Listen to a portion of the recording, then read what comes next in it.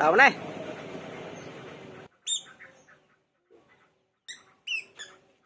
Tiệt rồi.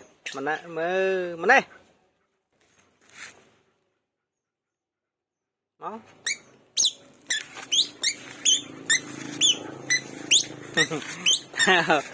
Wow. Vui. Chập lắp tiền. Ta tiệt hai. Nhờ đu cái thằng. Đâu, lên, ngớp.